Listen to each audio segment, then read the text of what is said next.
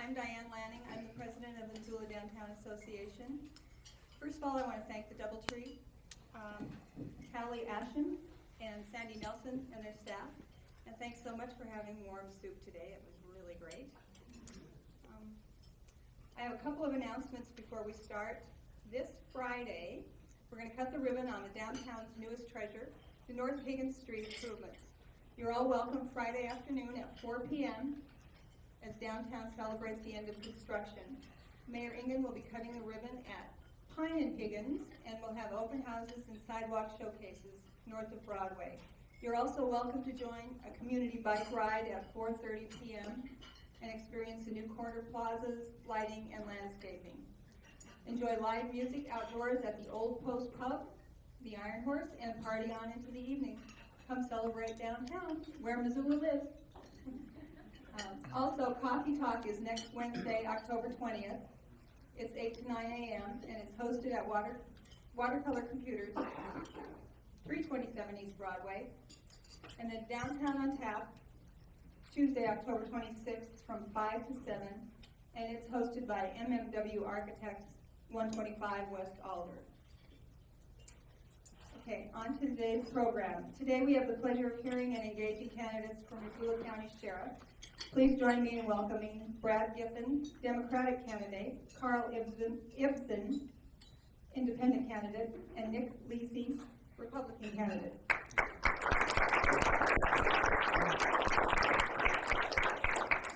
We normally do self-introductions, but we're going to pass on that today. I do want to let you know a little bit about the Missoula Downtown Association. We're a not-for-profit membership-based organization dedicated to promoting, supporting, and enhancing the vitality of downtown Missoula. The MDA is comprised of over 400 businesses and individuals. We're managed by a volunteer board of directors and paid staff. The Missoula Downtown Association works to attract people to downtown with events like Out to Lunch and Downtown Tonight. The MDA also creates visual improvements with the flower baskets and banners. The MDA provides a voice for downtown, builds a sense of community, and acts as a clearinghouse and a referral, among other things. The candidates are going to spend the next half hour introducing themselves and their campaigns. Afterwards, we'll open the floor to questions. And if time allots, we'll have closing comments from the candidates. We're going to allow 10 minutes, and we'll start with Brad Giffen.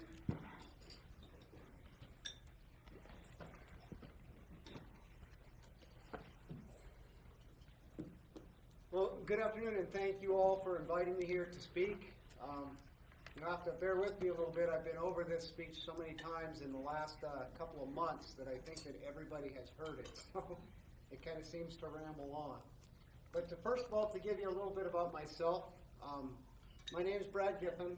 I'm a lifelong resident of Missoula County. I have a long tradition of family history in the Missoula Valley. In fact, my great-grandfather on my mother's side was the owner of the original Warden's Market in downtown Missoula. On my father's side, on the Harkness side, my great-grandfather was the undersheriff in 1928, from 1928 to 1930, and his wife, Laura, was the first police matron in Missoula City. My father, Robert Giffen, has served his community as a reserve deputy, which is a volunteer position. Some of whom in the room I see are reserve deputies. And he served in that capacity, given to Missoula community for over 27 years. And he served the community as a volunteer firefighter for a little over 27 years. I am a United States Marine Corps veteran. I served with 2nd Battalion, 5th Marines in a weapons company between 1982 and 1986. I have over 21 years of experience with the Missoula County Sheriff's Office, and that experience includes a lot of different positions within the department, primarily on the patrol side, but I'm also a deputy county coroner. And some folks don't recognize it, but when you do elect the sheriff, you're also electing a county coroner. And I have over 12 years of experience in providing death investigations to the citizens of Missoula County. I'm a graduate of the FBI National Academy, and I was the recipient of the Missoula Missoula Exchange Club Officer of the Year in both 2002 and 2005. I'm currently the tactical team leader for the Sheriff's Office, and I've been on that team for 17 years. I'm a Montana Post certified law enforcement instructor, and have had a great deal of involvement in our department with the training program. And as far as having experience in evaluating people, not just on an annual basis as a supervisor, like most supervisors do, but as a field training deputy, where you evaluate somebody's performance on a daily basis. And you write it up and you give them feedback on what they did right for the day and what they did wrong for the day. And as an administrative officer in the Sheriff's Department, I've been involved in that process as well as the disciplinary process, which is important to understand that I've been involved in disciplinary procedures up to and including terminations. I've been involved pretty heavily in talking at the local schools. I do firmly believe that law enforcement officers need to play two roles. There's an educational aspect and there's an enforcement aspect. And it does both sides good, meaning the citizens and law enforcement officers, to get involved in situations and opportunities that aren't enforcement related. If you can go into a school, touch base with the students, and in an environment that's non-threatening, where there's not an enforcement, nobody's parents are getting called, nobody's getting a ticket, you can share with them and start to build some important relationships that I truly believe change their behavior and allow them to have a wider option of choices when they get confronted with situations that are difficult for them. I have been involved in the Deputy Sheriff's Association, not only as the president, but as the assistant president on several times within the past 21 years, so I have an idea of what that entails. And that's enough about me. I'd like to tell you a little bit about what I would like to accomplish as a sheriff. The first thing that I recognize, and for me, the first thing that it has the most importance or value, is that as a sheriff, I would be able to continue to provide competent and professional law enforcement services to the people of Missoula County. I mean, it's important to me, and it should be important to you. You're the ones that are paying for the service, and you're the ones that are going to receive the service. It should be professional, it should be courteous, and from the coroner's aspect, it should be compassionate. All things that are important for the services that Missoula County provides. My plan is to continue to provide those things through some reorganization. Understanding that the budgets for FY11 have been set, and most people know and understand that we are facing one detention officer that we're not going to replace and one deputy that we're not going to replace. In order to fill those spots, as the sheriff, I have to look at being able to reorganize in order to still provide you the services that you're used to. Also, as a sheriff, I think there comes a time when a sheriff has to say, yes, I need to be fiscally responsible, but I also need to be honest with my constituents and the people that actually pay for these services. And I think there does come a time when the sheriff needs to say, look, if we don't have the resources to staff our personnel appropriately, there are services we're going to have to cut back on.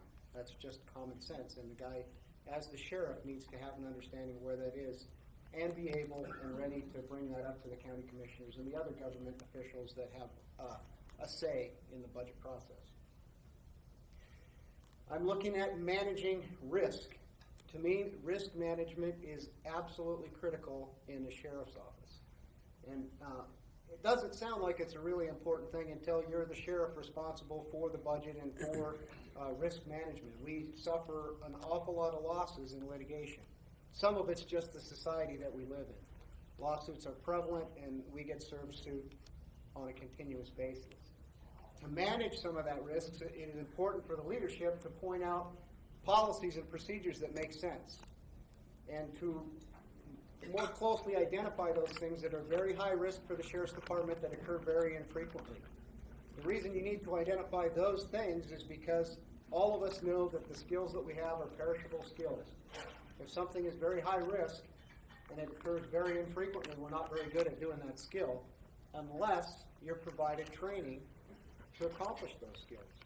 And my plan is to have 6-minute training focusing mostly on those high-risk, low-frequency events, but touching on the high-risk, high-frequency events and the lower-risk things by 6-minute training and briefing. it will help mitigate some of our litigation and some of our risk.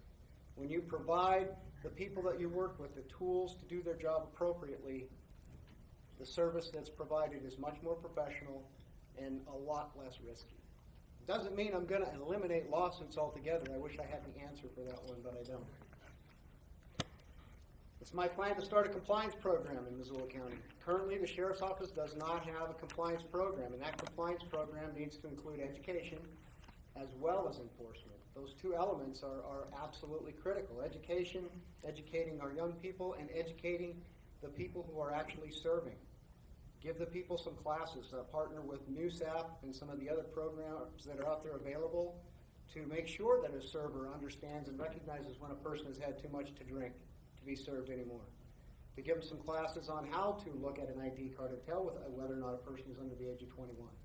When the drinking age went from 18 to 21, the instances in fatality crashes involving 15 to 20-year-old people was reduced by over 50%. I'll continue that with enforcement like we currently do through grant money and targeted enforcement, but if you just put one patrol officer out there in 2,600 square miles of county to do DUI enforcement, you're probably going to get one. But the focus is to get more of them off the street so that your targeted enforcement is more successful. I would like to design a much more accessible sheriff's office, an office that is where people feel comfortable coming into and providing their input. I think sometimes the sheriff's office, sheriff's deputies, and law enforcement in general gets disconnected from the community that they serve because they focus on servicing only those people who are in crisis. If you think about it, I've had it explained to me, if you ask a room full of law enforcement people to describe what the qualities of a scout leader are, people in this room would say they're honest, dedicated people who really care about their community and their youth.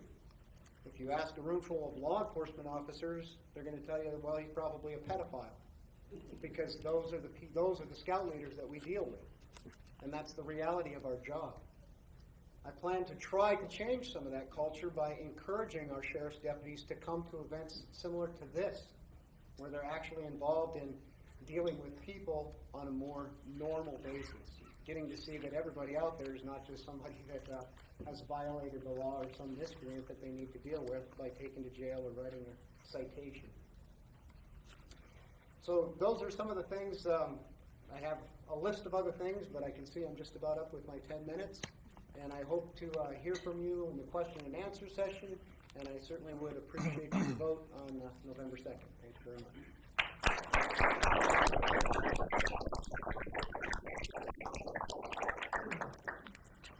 Thank you very much. Now we'll move on to Carl Gibson.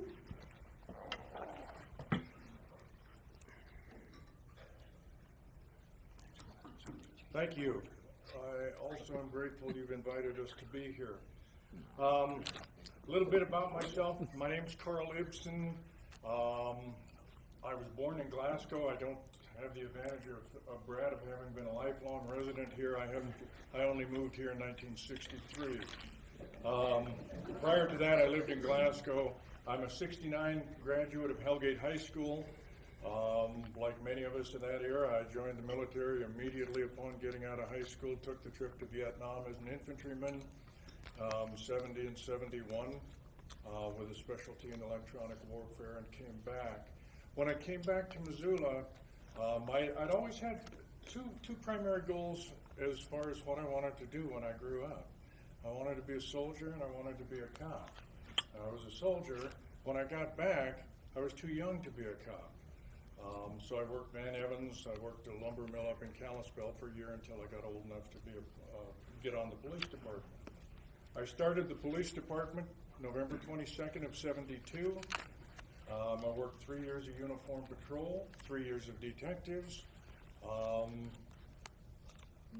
8.5 years on motors. I was the first motor cop here in Missoula, so if some of you got tickets from him, that was me. I did that for, like I said, about 8.5 years, then went back to regular uniform patrol as a sergeant, retired February 28th of '93, started with the Sheriff's Department May 25th of '93, and I've been doing that ever since. With the Sheriff's Department, most of my time has been, well, virtually all of it has been in uniform as uniform patrol. From May of '04 to about August of '07, I was the captain of the Uniform Patrol Division. Then went back to just regular patrol. I'm running as an independent. The primary reason for that is I've never seen any sense in having the cops tied to a political party. It just doesn't, almost every other political race I can think of, the party you affiliate with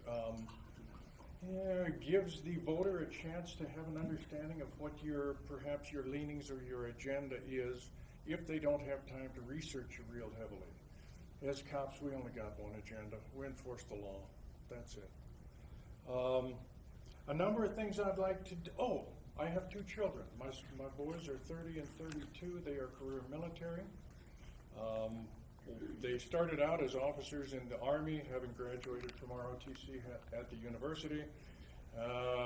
Multiple trips to Iraq and Afghanistan and Kosovo and Korea, you name it. Then about a year and a half ago, one of my youngest boy was encouraged to swap over to the Air Force, so now I got an Air Force captain and an Army captain. I am a widower. We'll talk about that later. What I'd like to do with the department, very similar with Brad and with Nick, we all recognize, everybody in the country recognizes how devastating DUIs and various traffic violations can be. We all want to do like the police department and most places in the country do. None of us understand why the sheriff's department doesn't. Compliance checks, bar checks, heavily active in trying to mitigate the younger folks drinking, because that's where they learn. For DUIs, we need to get to a point where I guess it's occurring with certain of the drugs. It's occurring to a degree with smoking. We need to get all of society to buy into the idea that DUI is unacceptable, so that instead of you have a friend who goes out, gets hammered drunk, makes it home, calls you up the next day and says, "Oh, I can't even remember getting home, but I did," and we laugh about it. We need to get to the point where we aren't afraid of treating that person as a pariah, someone that just is not acceptable in society. That's the only way we're going to resolve it. Along with that, we need to get a little bit, and this is scientific material that'll have to be done, and perhaps legislation. The gentleman that it's very common nationwide for about 50%, I believe statistically 50% of the people who are involved in DUI fatalities and serious injuries also have marijuana in their systems. But there isn't a real effective way of, with DUI we have a specific level that says, if you're over this level, you're drunk. If you're under this level, you aren't. And if you're in between these two, you might be. We don't have such a thing with marijuana or most prescription or non-prescription drugs. The gentleman that killed my wife, he was, let's see, 0.04 on alcohol. Now the law says if you're 0.04 or less, you are not intoxicated. If you're 0.041 to 0.079, you might be, dependent on the driving. If you're 0.08 or more, you are. He was also 0.0 or 0.4 nanograms per I don't know, milliliter, 100 mil, however they mention it, of THC, marijuana in his system. General guideline for crime labs is 0.5 is a point at which you're impaired. There is no definitive research on what the additive or cumulative effect of the two together. There's very little consideration taken in for the fact that an hour and a half before the tests were taken, the blood level would have been significantly higher on both, because since not all people metabolize it at the same time, you can't count on it. Anyway, all that stuff we need to deal with for DUIs and getting them off the road. And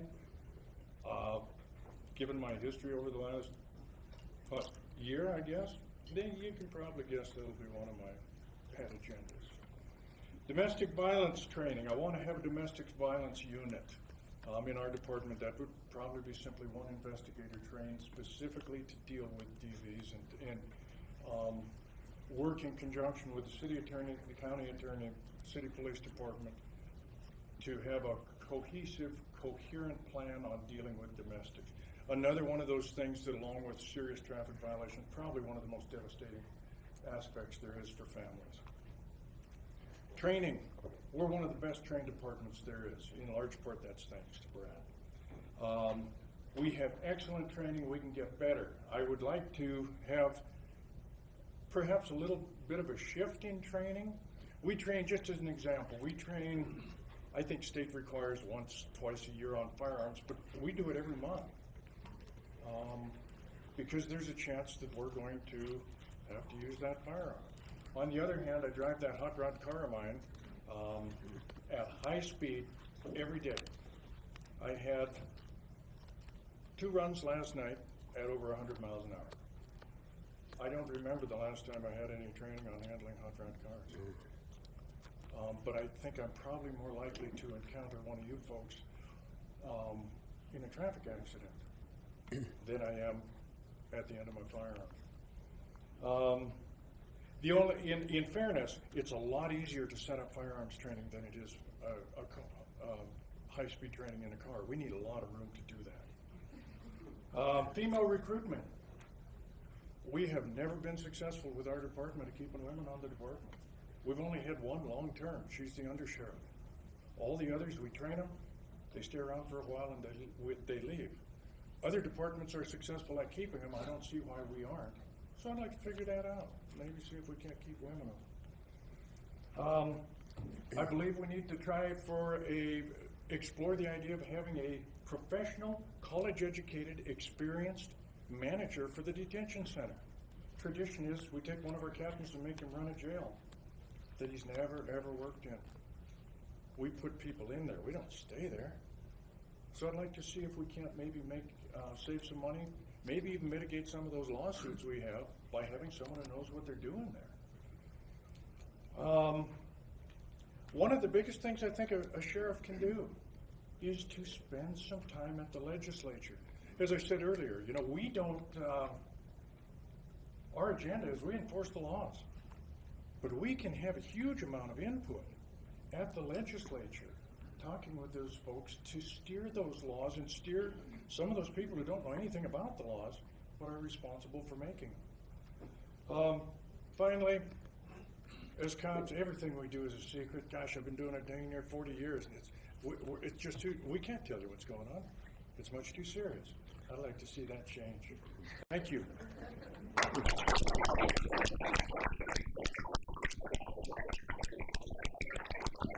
Okay, now we'll hear from Nick Lucy.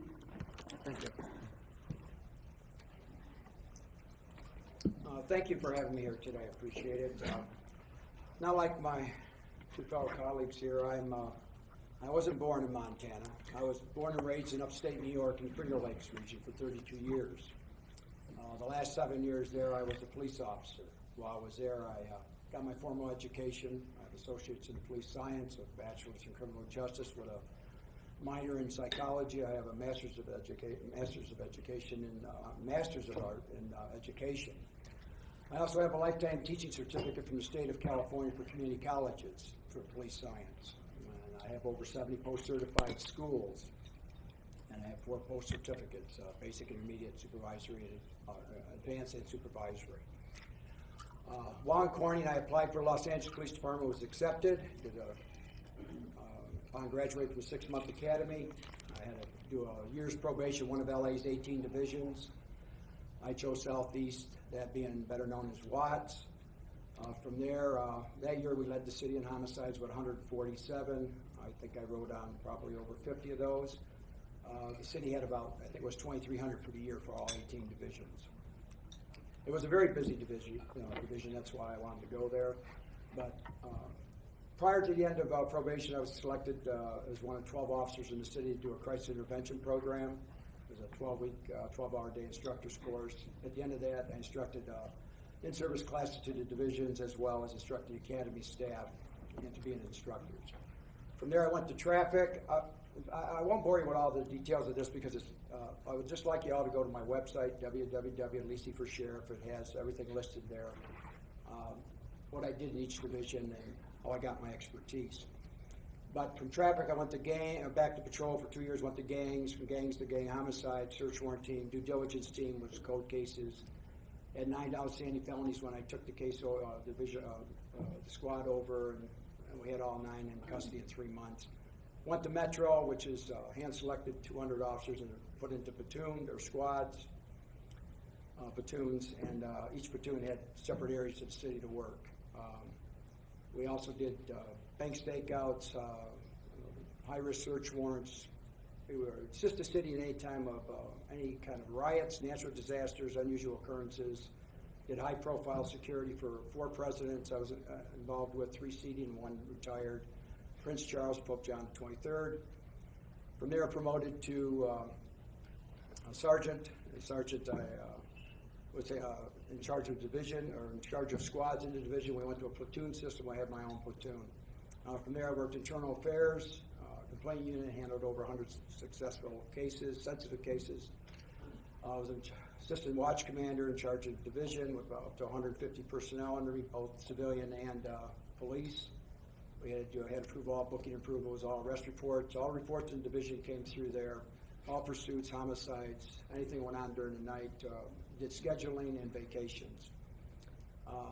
From there, I chose to retire on the lieutenant's list. The word was out that we were going into a 2-year freeze on promotions. I was on the lieutenant's list, and then you have to do a year in grade at your rank before you can retire. If you were just to promote, you have to stay a year.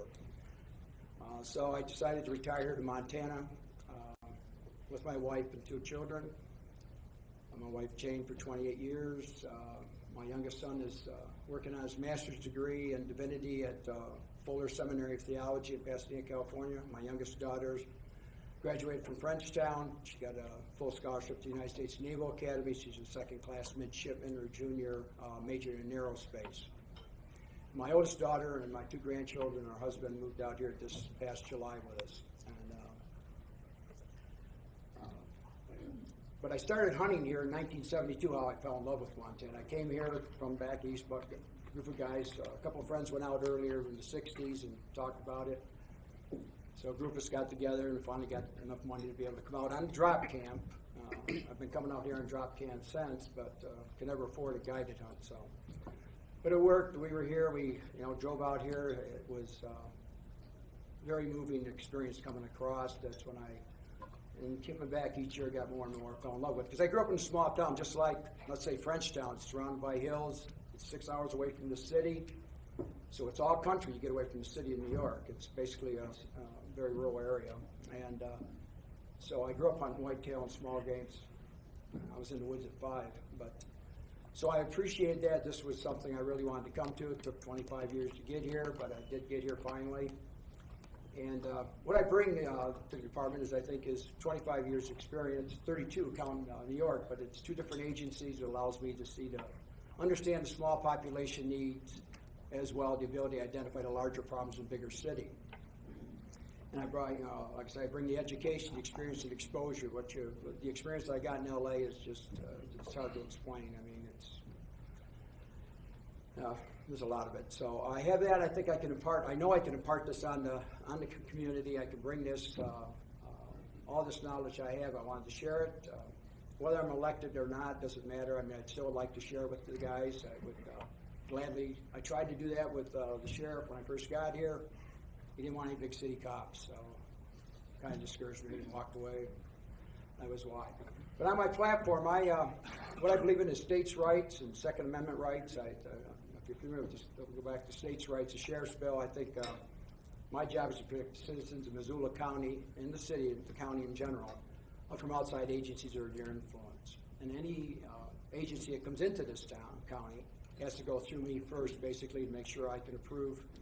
And he's got to show just cause in writing, identifying the name, the description, or person or property to be targeted or seized or targeted. So I think that's important. No armed personnel be brought into the county, according to the Constitution of Montana, or armed persons or units, to quell domestic violence or selling keep disturbance of the peace. Second Amendment, just like it says, the right to keep and bear arms. I believe in that. I think everybody should have the right to carry if they want to, but they have the responsibility to take a safety course if they're not familiar with handguns or rifles, whichever you choose to carry. And I think it's upon the people, or the families, to gun-proof their children, because whether or not you believe in handguns or guns, 90% of the homes in Montana have guns, and so the chance of your child playing with someone that has a gun is very good. So just to get the basic knowledge what to do if somebody comes out and plays with one or shows one, a friend comes out, just have the basic knowledge. Also, I think we have to have early intervention in the schools. It's a must. Stats show that, it starts about the age of 12 or 4th or 5th grade. Kids are getting the pressure from peers to experiment with drugs or alcohol. And by the time they're in high school, their bad habits are already formed. So we got to get in there early. I mean, not graphic, of course, just the same thing, show them piece by piece. We got to unsell alcohol, just like the meth project unsold meth. It was a very good project. I know somebody came out a couple weeks ago with a statement saying it didn't work, but as far as Montana goes, it worked very well. And so the stats prove that. So, I think we have to do something with the mentally ill. Also, we have a problem there. I think we need a county facility where we can go and check when the officers or deputies make an arrest. They can transport them to the county to have them checked by a doctor, so he can say, well, they get booked into jail or they get booked in the hospital. That would cut down a lot on on our lawsuits, because a lot of it's prescription problems. They're not getting their meds. We don't know they're on meds. Just by the attitude they show, where people tell us when we make the arrest, this is a problem, he's got problems. We take them there and take the weight off the deputies in the jail and put it on the county physician who's trained in that to tell us, hey, this guy's got to go to the hospital. He don't belong in jail, or this lady.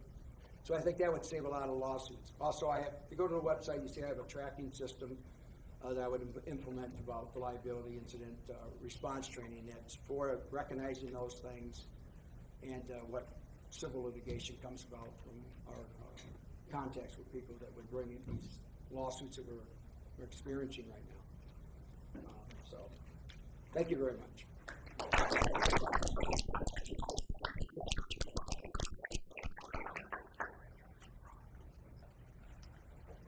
Okay, now we'll open up for questions. I wonder, Jessica, do you want to?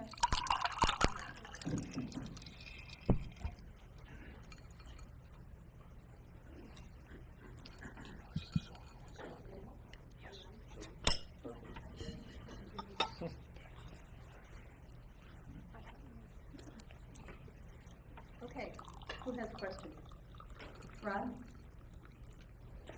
Can we keep our responses maybe a minute and a half?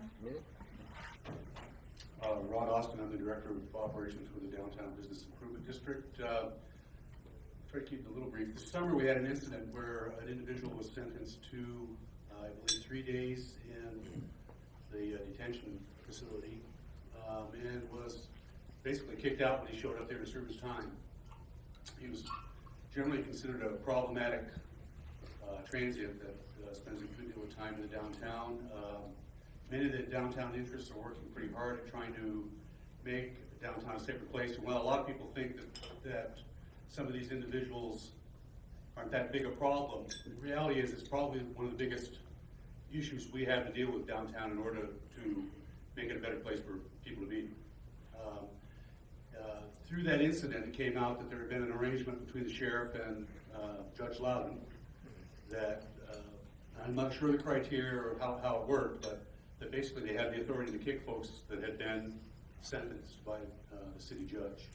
I'm wondering what you would have to say about that and how you would proceed with those kinds of cases going forward.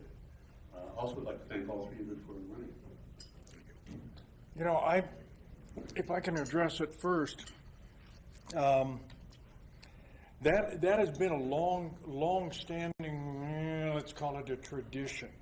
Since, like I said, I started being a cop here in '72, and we've always had that agreement with whatever the municipal judge is. And it sounds like this one got a little convoluted or got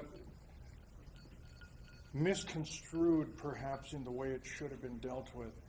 Up until the building of the new detention facility, the jail was running just jam-packed full all the time, all those years.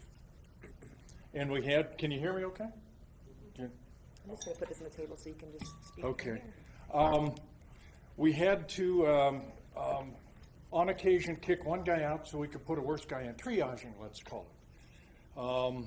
Now I believe that they consider a full jail at 80% of capacity instead of bursting at the seams. So there might not be quite as big a need to do that, and we might be able to be a little bit better on figuring out who we can safely let go. I suspect it's always going to happen, but I'd like to see it happen a lot less often. I look at it a little bit different. I think it's a lack of supervision and leadership there.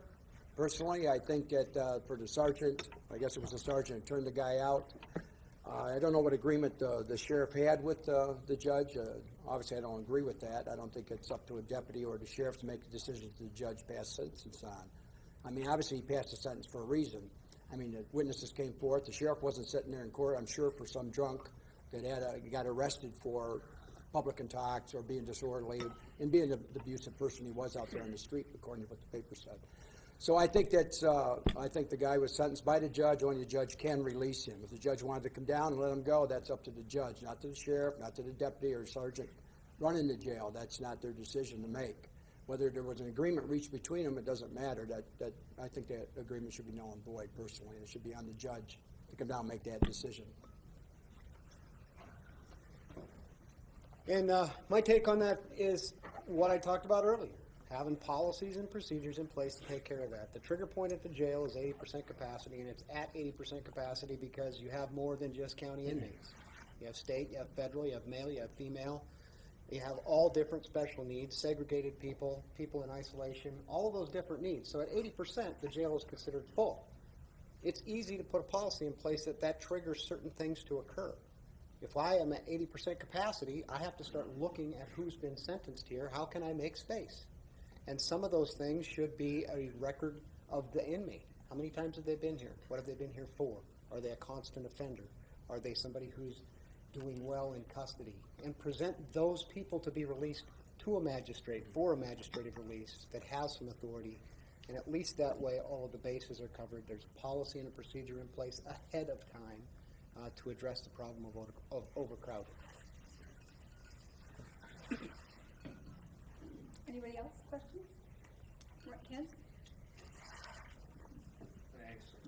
Just a general question. I would like to get thoughts from each of you about your relationship as county employees, county sheriffs covering a huge rural area of the county, that relationship with the city police, because those of us in downtown see the city police a lot more. I'm just kind of curious how you, A, characterize the current relationship, and B, how, if any, you would change that relationship. Well, I see the current relationship on the working level as outstanding. I mean, basically, with the highway patrol, the city police, and the sheriff's office, even the fish and game to some extent, we all rely on one another to survive. It's at the administrative levels where the disconnects begin to occur because it involves liabilities.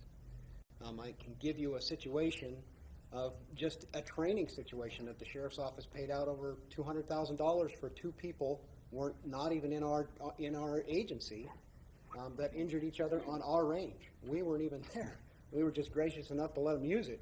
And now, because of that, nobody gets to use it but us. So, as administration, I think it's absolutely imperative that not only the sheriff and the chief of police and the highway patrol captain, that they get together on a regular basis and they produce some mutual aid agreements that specifically outline liabilities for the agencies that are going to be involved in certain situations. If it's a county situation in which I'm calling the city police, let's say it's a barricaded gunman, and I need the city police to come and assist me, I want the knowledge that there is a mutual aid agreement already in place that outlines who's going to be liable if something bad happens and who's going to pay for those things. Those are the administrator's jobs. And are we always going to see eye to eye on those things? I don't think so. sitting down together on a regular basis and figuring these things out ahead of time makes perfect sense to me as far as the issue of getting along interagency-wise.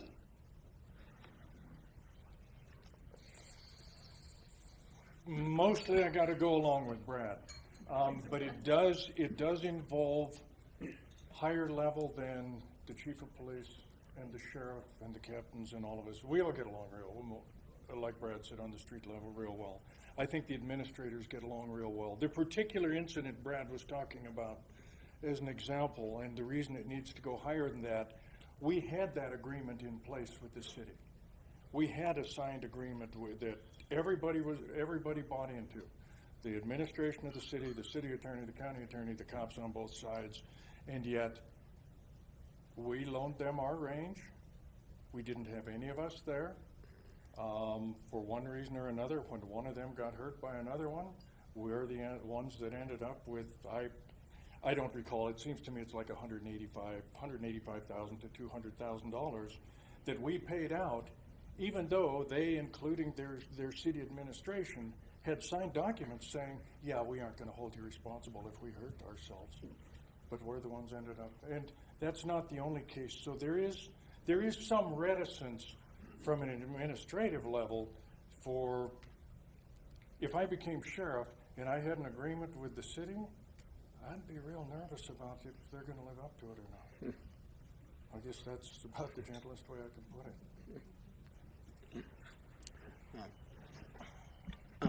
I agree. In what I've heard, the relationship between the sheriffs and the city police have been very good. Working relationships, like they're talking about, and I understand that. That's normal, usually.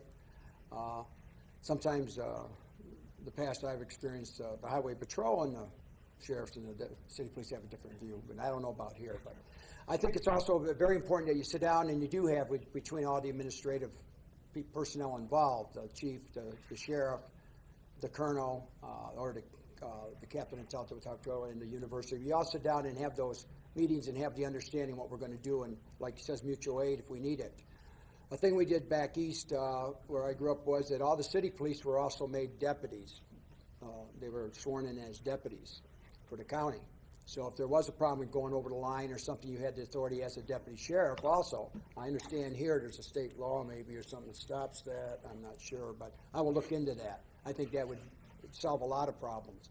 But again, we got to sit down, you got to talk, you have your policies in place, like I said, what's right now. The other thing with the range is that maybe if we allowed people at that range, we should have somebody there monitoring it also as a gun safety officer, a range officer there.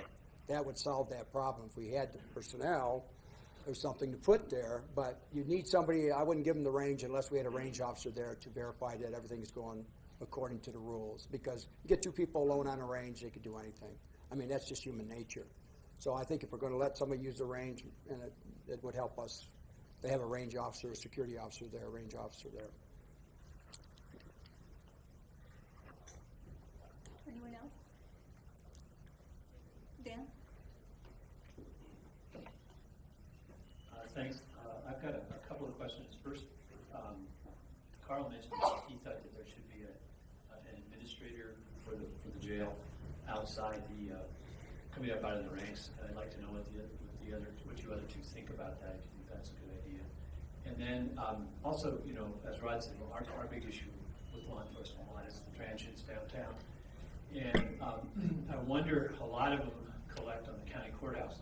And I know that normally that's handled by the city police. I just don't know if any of you have any kind of a plan to deal with the folks that are on the courthouse lawn. I mean, and also then we tend to, if we get them out of downtown, it tends to push them out under the bridges and those kinds of things. What plan you might have to help us out with the transient problem in the community? I won't address what I think of as far as an administrator for the jail, because I already did that. As far as the transients, you know, having been a city cop for a long, long time, I dealt with them all that time too. I'm betting you that a significant portion of those folks are probably diagnosed or diagnosable with a mental illness. I think that's where maybe some diversion rather than a criminal justice system into a medical system to try deal with it.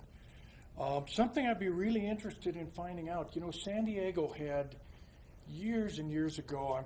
I can't even remember the name of the area, but there's an area of San Diego down on the water. Beautiful park area, gigantic, enormous hotels and motels. You can walk around there any time of the day or night. You won't see a transient. You won't be in danger. My wife and I were down there for a domestic violence conference probably 15 years ago. I talked to some of the cops there, and they said it used to be that it was like the courthouse in the middle of the night, everywhere down there, all the time. And they had a concerted effort between the management of the city and the cops and the medical facilities and everything to try and mitigate that and turn it into what they got. They were successful.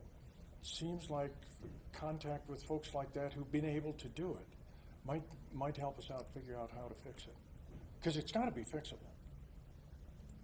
And it's got to be a huge problem for you folks with businesses downtown. I think the jail, looking at the website, I wasn't allowed to tour the jail, so I don't know. But looking at the website, what I saw, I think, again, it's training. They're undertrained. I mean, the personnel are. The supervision is inadequate. And I think the leadership, which is the sheriff's job, is to take charge of the jail and make sure the inmates stay there. I think that's been lacking. So I think that's one thing to clear that up, is better supervision, more training. They need more training. Bring them up. I know that costs money. Obviously, it's got to be within the budget. We can do a lot of training ourselves, maybe to get them up there, teach them some techniques, like a lawsuit that came out of there where they pepperballed somebody that was mentally challenged because she wouldn't come out of the cell. Cost $500,000, $495,000 because it was the wrong technique. You know, they just didn't have the training, or they should never have went to that scale of use of force without first trying to verbalize her out, talk her down, calm her down, all kinds of things you can do. But that said, for the jail, I mean, I think the captain's position is there. I looked at that and another spot I was going to eliminate, I think, as far as having the captain run it, because that's my job as being in charge of that, and have somebody like a lieutenant over there running it and making more periodic visits there to find out what's going on, keeping hands-on a little bit. Not micromanaging, but just hands-on what's going on. As far as the transients, the mental health thing, again, with that hospital, if we had some kind of a county facility to bring them in for screening. When they're out there, you pick them up. You don't bring them to the jail. You bring them over there, you screen them. The problem with that is then the hospitals get full. We don't have enough facilities for that, along finding a doctor to work that is another problem, too. But we experienced that where I came from, is that the same thing. Right across from one of the stations is one of the biggest skid rows you can have.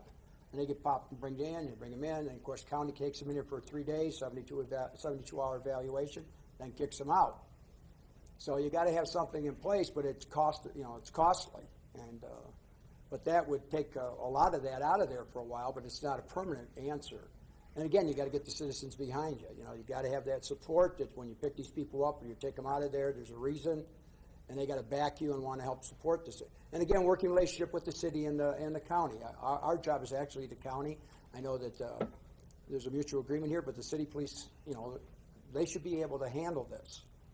If they need help, they should ask us again. We shouldn't be in the city. I personally don't think so. I mean, the county's got 2,600 square miles we cover. Everybody's crying for more help out there in these different zones. We got 4 deputies working out there, and it's just not enough coverage. And to be in town, writing tickets or hanging around town, doesn't cut it. I'm going to institute logs, daily logs, if I can make it. I want accountability for everybody. I want to know what they're doing for their 12-hour shifts. And it's going to be logged. And then I'm going to monitor it. I'll audit these to see where they are in their zones. Personally, I think that's where they should be, unless we're doing a backup call, responding to a backup or something. But I think the city's got to take responsibility for that. We can assist them if they need help, if it gets out of hand. But to have us say we're going to be in there working the courthouse, I just think our job is the outskirts, unfortunately, for this. I mean, for that problem. And again, they'll probably be pushed out. What they used to do is they just run them out to the edge of another division and let the other division worry about them. They drove them out of theirs, so they didn't have, so the next division had to worry about it, that bordered them. So if they run them out to us in the county, I guess we'll have to deal with it then. But I think that's our job. It's a lot of ground to cover, 26-hour miles with 4 or 5 guys. I find it kind of humorous to find that the way they do things in Los Angeles is similar to the way we do things here. If you have a problem person in the city, you run them out to the Y and let the county handle it. And the county goes and picks them up and brings them into the Poverello, and the city handles it. Anyway, on the detention issue, I have a little different opinion than Carl, because I believe that what spurred me, and still spurs me, is my ability to rise to the top of my department. It's a career goal. There are two separate and distinct career fields at the sheriff's office. There's a detention career field, and there's a downtown career field. And I think that people who work in those fields have the right to be recognized as professionals in their field, and should have the ability to aspire to the top of that field.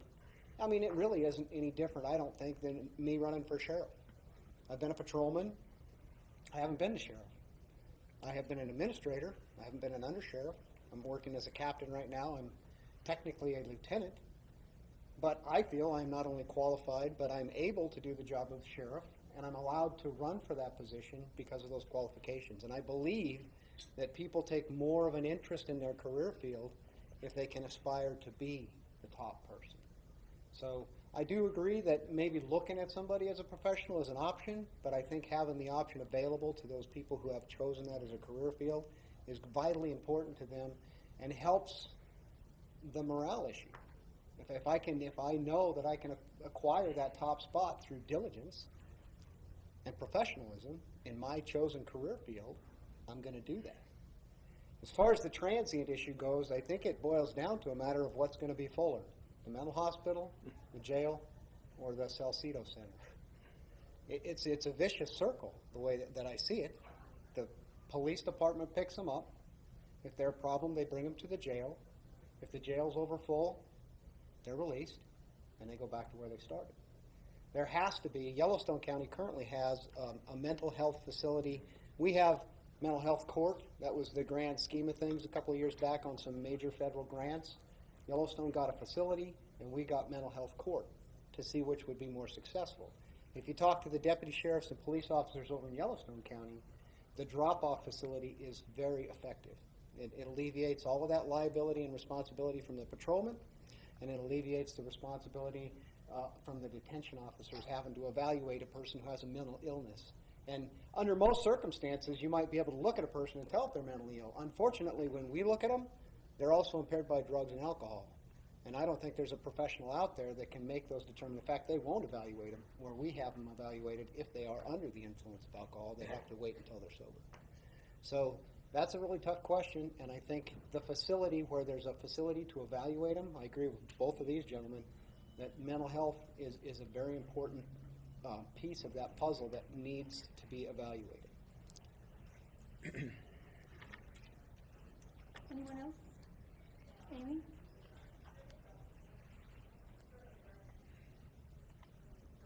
Thank you, and thank you all again for your time today and for running. My question is about fiscal responsibility and accountability, and on a scale of 1 to 10, currently, where would you rank where the county is in terms of spending the budget, and what would you start or stop or change to move that closer to 10 being very responsible using tax dollars well? Just personally, from my experience, there's two that you're talking about. You're talking about the county general fund, which is all of the county, and then you're talking about public safety fund that's managed by the sheriff. And we actually have a certified public, it's close to $20 million annually. So we have a certified public accountant who actually manages that fund. In my opinion, the sheriff's office is very fiscally responsible, to the point where we have been able, through vacancy savings and some other issues, of saving money. I mean, we are required legally, because we're on the public safety fund, to have 8% of our total line in reserve, and that covers emergency situations, like if we had a cooler or a boiler go out at the jail. There would be money in reserve in the public safety fund to take out and pay for that thing, whatever it is. The problem comes is when you start whittling back these budgets. When you start whittling them back, we currently have the ability to save. That's a good thing. As long as you're not frivolously spending and you're saving for these rainy days, that's a good thing. The problem is the only place to really whittle away in a budget is personnel. It's just like any private business. The biggest majority of your fiscal responsibility is on personnel. If you don't have personnel, you can't deliver the service. You can look at your operations line and you can save $20,000 here, $5,000 here, $1,000, $1,500 there. but you're not going to make up the amounts of money that are necessary to make up when these budgets get whacked, and as hard as they're getting whacked. If you just look at the example in FY11, 2 personnel slots, that's a huge amount of money, and that's the only place to save.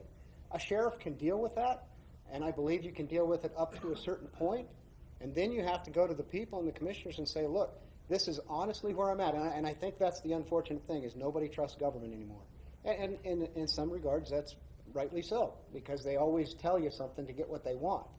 You have to have a person as the sheriff who is honest and upfront and could go to people and be committed in what he's saying. I have saved X number of dollars through personnel cuts. I've not filled 2 positions. We've cut back in our operations line here, and here. This is what it costs us to run this facility. This is what they're giving us.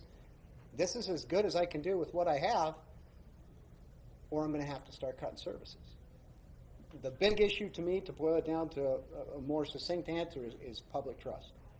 You have to trust the person that you have in the sheriff to come forward, and like Carl says, be transparent. Have your numbers right. That's why you have a CPA, and then be man enough to say, no, we really don't need that. Or, yeah, we really do, and be able to back it up.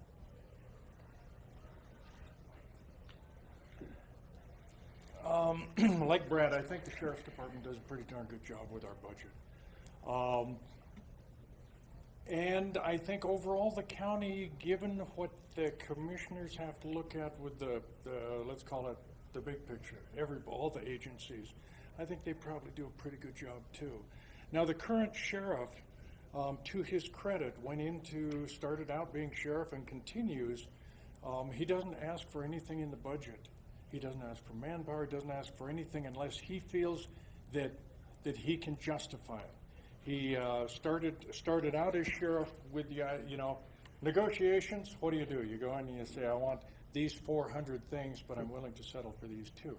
It's kind of like lawsuits we get. People come in and say, I'm suing you for $1 million, but if you give me $5,000, I'll settle it. The sheriff never has done that. He goes in and the commissioners understand that what he says he needs, he needs. I think the approaches have to be a little bit different. The head of every agency is going to want to support his agency and is convinced that his agency is the most important one. If we, with Parks Department or Roads Department or almost any other department there is, you cut back on the budget, you cut back on manpower. Let's say Roads gets cut a few people on manpower. Yeah, going to be a little inconvenience. Going to have a few more potholes, maybe another street that doesn't get paved quite as often. If we get cut, and we're going to lose 1 detention, one sworn deputy. When we get cut, you're risking guys' lives out there. It's not uncommon for one of our guys to be on a call out by Beavertail Hill, say Clinton or beyond. Another one get a call out Petty Creek on a domestic disturbance where the city wouldn't consider going on the call without 3 or 4 guys. We got guys doing it. He's going by himself, and his backup at 120 miles an hour is 25 minutes away. So it's a little different when we get cut. Understand that has to happen, I guess. But it just seems that in times of fiscal austerity is when government should pull back and deal with the necessary stuff the government started for, the cops, the fire. The rest is real nice to have. Do the best we can. But a lot of that is up to the citizens going to the commissioners also and saying, hey, we can't cut here. But overall, I think both sides are doing a pretty darn good job. I think the budget is a problem. We do, but it's a planning tool that we get, and we look at it as a planning tool. Like Brad said, I guess they're staying within the budget by losing those 2 positions. Looking at that as a planning tool, I will spend within that budget if I'm sheriff. I also will look at different other ways to trim that fat. Again, like I said, there's 2 captain's positions I don't think need to be captains at the job they're doing. One being administrative, the other was in charge of the jail. And then there's other things to look at, like you could audit the overtime or the shifts working over. There's all kinds of little things to look at, but I would look at maybe to take home cars, which they drive home. Who's got those? If detention people are driving home, they're not on call to court, so maybe we can save there with gas, with wear and tear on the vehicle, and the cost of a vehicle. There's all kinds of little ways to look at to trim that down to keep the personnel where we are, and hopefully work within those means. I mean, if it's possible. I don't know because I'm not in there, but I will look at that budget and do that. You still got to spend within the means you got. Bottom line is you can't go out of that. But looking at these other things, we might be able to trim some fat off that aren't necessary within that scope. We might be able to save some money so we can still train the guys up and get what we need there. Okay, it's just about one more question, Linda? Or-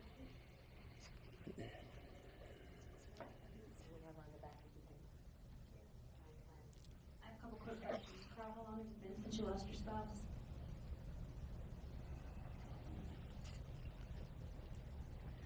Let's see, I had it figured out, 7:09. So you a little over a year. Yeah, 7:09 this evening, it'll be, what, a year and 16 days.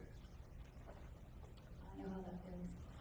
Brad, give us a sense of how many people work in the department, how many employees there are in the department, and what the annual budget is for the sheriff's department? The annual budget is about $20 million, between $19 and $20 million in personnel. It fluctuates, but there's about 123 when you consider volunteer support staff, detention center, downtown operations, all of those different groups.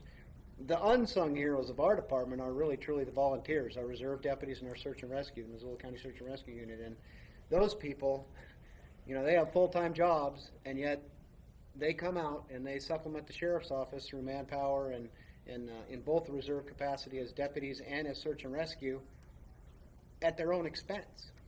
And so you start adding in those people as employees, and you're looking closer to 150 or better. And then a quick question for all of you three.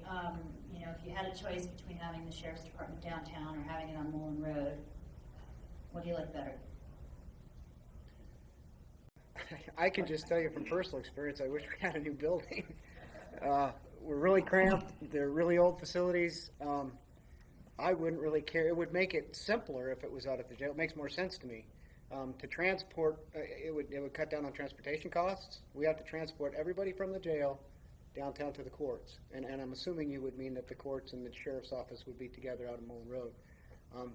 It's never made sense to me why there isn't a city and county concerted effort as far as being able to cooperate with one another to build a building at half the cost that would fill everybody's needs for the next 20 years instead of fighting over where it's going to be. I think that the Mullen Road position is not so far removed from downtown, and I think the Downtown Association could very easily put together a substation where they would have a presence for, you know, police down there and still have the availability of a large enough facility to facilitate both Missoula County, Missoula City, and the courts at a fraction of the cost it would cost the taxpayers to build two facilities. I mean, it seems like it would make more sense out there by the detention facility, just simply we got the land to do it. However, one of the big things you got to consider is I don't believe any of the district judges are really, really jacked about the idea of moving to a new building because they like the traditional old look, the majestic look of the courthouse and the courtrooms now. And there's a certain amount to be said for that. But I think it might be a little more efficient if we were all out there. I don't know about that. I was just told that they were going to build a new building, and that I guess the administrative bosses couldn't get together on it, what I was told. I think being closer to the jail does save a lot. I mean, just the fact that you got to transport somebody a distance with a prisoner in the car, if it's a one-man car or something, there's all kinds of things that could happen also, safety issues, along from the cost of traveling. So I think downtown being close there, even though I did go down and look at the Armory for that reason, down on Reserve Street, the National Guard place there. I looked at that building because it was vacant, and and I just went through it. It's a pretty good building, but again, the distance, probably being closer to the jail. Again, unless there's another way of looking at the jail is if we privatized it entirely, because that budget is a big portion of, it's a big cost to the county, I mean, to the sheriff's department. So there's all kinds of ways you could do that, is by privatizing that, or taking the medicine, the private medicine, or the group that's handling all the pharmacy and stuff in there, which is 3 times the cost of food there. If we could put that on the county and make it a county thing, or like I say, privatize the whole thing and take it right out of our budget entirely, would be a big asset for the sheriffs in one sense, and in another sense maybe not, because the detention people aren't sworn personnel anyway. Even though I agree, we have to train them up. I think they need that for morale to raise up. They got to have some promotion, some place to move in there. None of them are. There's a bad morale's real low there because of that. They don't get a chance to move. There's no movement there. There's no positions for them to go to, and again, like I say, train them up so they got chances to move up that line and build up that morale and self-esteem and pride.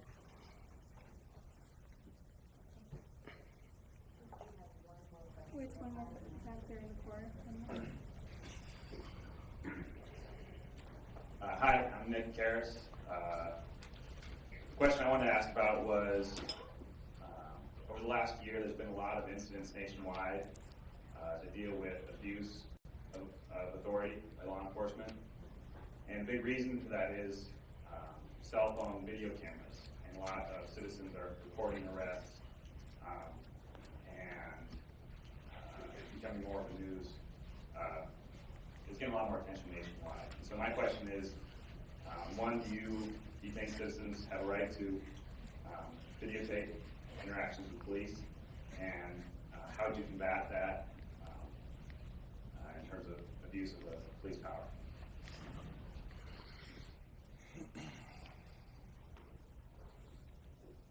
I don't see any problem with, you want to videotape me, or you want to follow me around, do that. I don't care. Probably going to bore you most of the time. It's part of the deal with training, and training doesn't take all of it. Part of it is the right recruitment and the right hiring policies. Although I suspect there have been days where in my career, I'd have been really glad you weren't following me around with your video camera. For the most part, I think all of us try to function in a manner that I do my job. You can videotape me all you want, and there isn't any problem. Part of the problem you encounter with the stuff in the media is very, very often what you're seeing is a very small part of that whole video.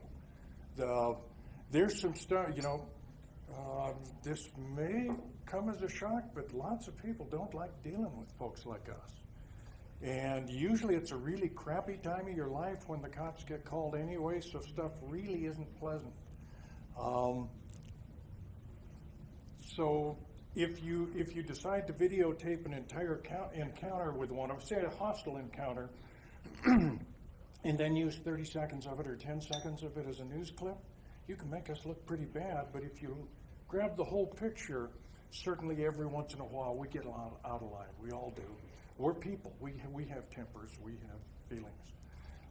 An example.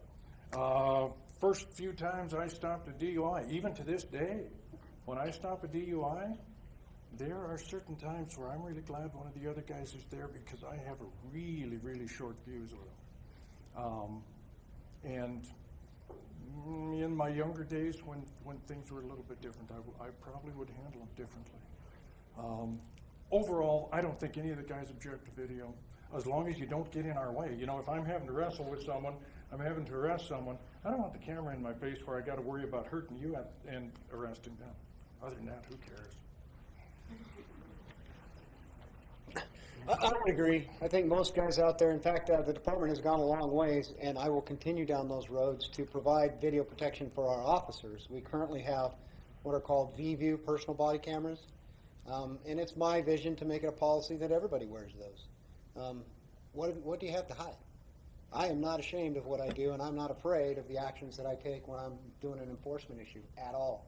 I treat people the way I would wish to be treated, and that's the way we train our people to be. The video camera is just documentation of that event. If somebody's documenting their own event through a cell phone or a video camera, I have no problem with them doing that. And just like Carl said, though, you just got to be cautious on how much of that actual incident they're actually playing. Are they playing most violent snippet of that clip just for sensationalizing the event? Or are they interested in justice and wanting to show the whole incident in its entirety? It can actually change a person's outlook on whatever the incident is if you have the opportunity to view the whole thing. There are also constitutional issues. I mean, I don't know that there is a law out there or anything that violates a person from videotaping an event. It's never bothered me in the least. In fact, at the training that we get at the Montana Law Enforcement Academy, I mean, it's been 20 years for me now, but even back then, are you doing the right thing at the right time in the right way for the right reason? And when you're doing your enforcement encounters, just imagine that your mother or somebody that you admire and respect is watching that event. So I've got no problem with the video thing. I think that the officers need to use, I mean, it helps a couple of ways. If the officer has the videotape on him, it changes their behavior a little and makes those who maybe would do something inappropriate think twice and operate the way they're supposed to operate, which is in a professional capacity. Well, I agree with that. I think videoing is good. But again, like Brad and Carl said, what they use on the news media, and a perfect example of that is the Rodney King beating. But that guy actually walked into the station with the video and asked the desk sergeant, he just told him what he had, and the desk sergeant threw him out. Thought he was BSing him. But the problem with that was that snippet they showed there didn't show them throwing the guys around before, over the car and stuff. And when that was all said and done, and all the trials, they went through 4 trials, and then they moved it to South Central LA, to downtown LA, and they got the conviction. They had 4 acquittals on that. And of all those 54 hits, there was only 4 out of our policy that he had got struck. 4 times. And it doesn't sound like much, but the guy's on PCP, and that was big back in those days. And we used to call it shooting LA Lotto. People would take a chance getting thumped on just to collect it because the city would pay. They wouldn't go to court. They say, well, rather than fight it, they'd pay to $5,000, $10,000. A lot of guys were doing that just to try us out just because the city was going to give in. They make a complaint. And no, I think the problem lies, that's good that everybody does video that and we have the cams on, that's good. But the problem lies when you investigate that, if you see somebody that knows he's on camera and he's beating somebody someplace and he knows he's being filmed, that's a major problem. Because that tells me that this is a practice that's been going on because he's not worried about being filmed. That's what it tells you. It tells you that he feels confident that nothing's going to be done about it if he's getting thumped.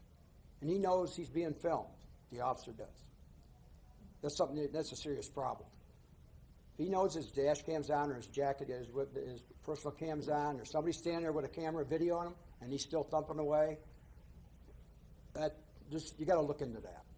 Personally, I mean, that's an honest God's truth. No matter where it is, where it happens, I mean, that's something you got to really investigate because there's an ongoing problem that hasn't been looked at. But no, it's good for the public to know, and I think like they say, it keeps the officers in check. And it is all training, what you're trained and stuff. And there are times when they push the buttons just right, and like anybody else, it might be a sore spot or something. But that's your professional who's got to come out there. Unless he's thumping at you or doing something to make you escalate your force to a higher level, then you have to be professional in dealing with them. And the public, and that all changed like Rodney came along, police work changed nationwide. Everybody was videoing everything.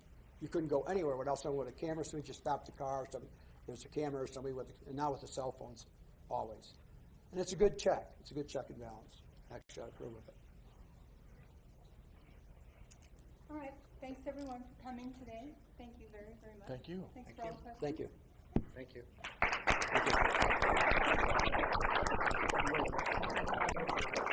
And don't forget the celebration on North Hagen on Friday afternoon. Nick. Yes.